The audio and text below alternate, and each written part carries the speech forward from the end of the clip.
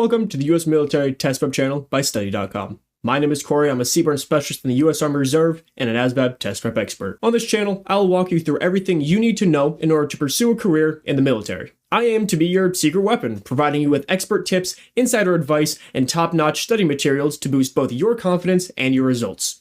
In today's video, I'm going to cover key steps for anyone looking to enlist and walk you through everything that you need to know about the Armed Services Vocational Aptitude Battery, or ASVAB for short. Today's focus is on the Auto Information or AI test. Let's jump in. The ASVAB Auto Information Subtest measures one's knowledge of automobile technology. This fits under the science and technical domain of ASVAB. The Auto Subtest is the 7th test to be taken in the ASVAB overall test. The concentrations of this subtest are automotive maintenance and repair. When it comes to the subtest format, you can either take the computerized or CAT ASVAB, or you can take the paper and pencil or PNP ASVAB version. If you choose to take the computerized option, you will have 7 minutes to answer 10 questions. This means that you will have 42 seconds per question. This is an adaptive subtest, which means the test adapts to your ability level. You're allowed to complete the CAT ASVAB at your own pace.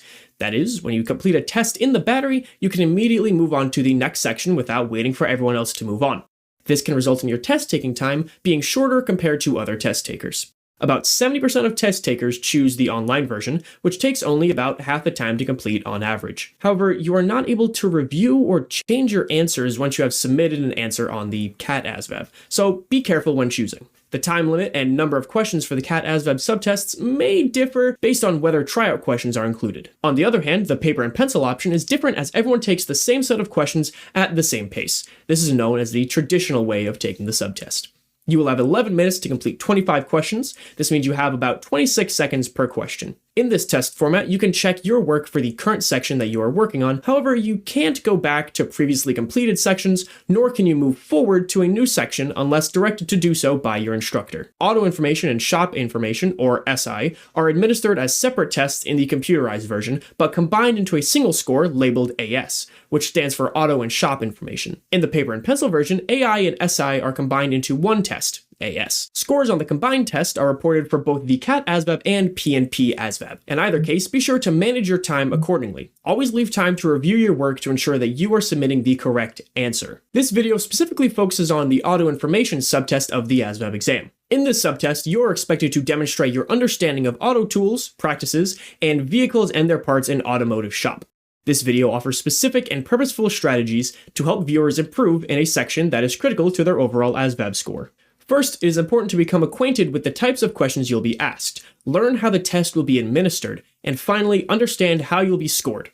The number of questions on the ASVAB depends on whether you take the paper and pencil version or the computerized version of the test. For the PNP ASVAB, if you find yourself stuck on a question, there's no penalty for guessing. If you run out of time, make an educated guess and fill in all the blank questions.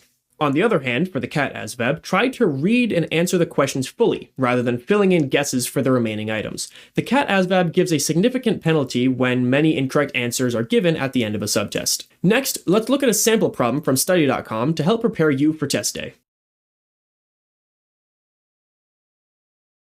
The correct answer is B, throttle body. When you press the accelerator pedal, the throttle plate within the throttle body opens, allowing more air to enter the intake manifold, which in turn signals the fuel injection system to deliver more fuel, resulting in increased engine power. With the Auto Information subtest, expect questions that ask you to use definitions of key terms, images of vehicles and parts, or diagrams to find the best answer. Using practice questions like these will help you feel more confident on test day. Let's keep the conversation going about how best to prepare. Thanks for sticking with me, recruits. As you get ready to take the ASVAB test, you'll need to prioritize studying. Find a secluded place to study with no distractions, gather the tools and materials you need, and set a steady study schedule for yourself. Be sure to utilize study resources from official sources to work with correct, authentic practice material. For additional preparation, create a study group that works together to discuss challenging topics and content, as well as quiz each other on your individual understanding of the content. Remember, the higher your ASVAB score, the more job options you have for your military career, including an array of special pay and bonuses. In addition to how to prepare, the best way to study for the ASVAB is to first determine your strengths and weaknesses.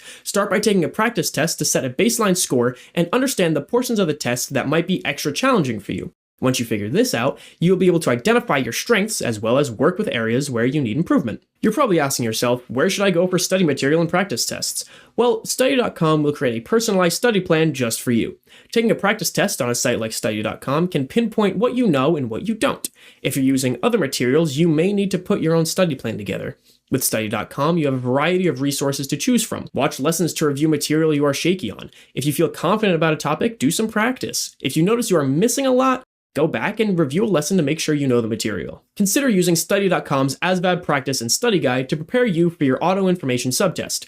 The study guide takes you through 9 main lessons that include guidance and practice in the following areas: internal combustion engine, fundamentals and diagrams and types, fuel system parts, vehicle exhaust system parts and function, vehicle light system parts and function, computer control systems for vehicles, the drivetrain system types, parts and functions, vehicle tire function, vehicle steering and suspension operation, and vehicle brake systems components. Take advantage of these numerous resources at your fingertips. Feel free to customize your own learning style as well. Learning is not a one-size-fits-all, as not all these tips will work for everyone. Check out what makes sense for you and ditch the rest. Remember, practice improves your knowledge as well as test-taking endurance. That concludes today's episode of US Military Test Prep. Give us a thumbs up if you're feeling more prepared, leave us a comment with any questions or topics you'd like us to cover, and make sure you're subscribed for more US military test prep content. Stand by, stay frosty. I'll see you in the next one.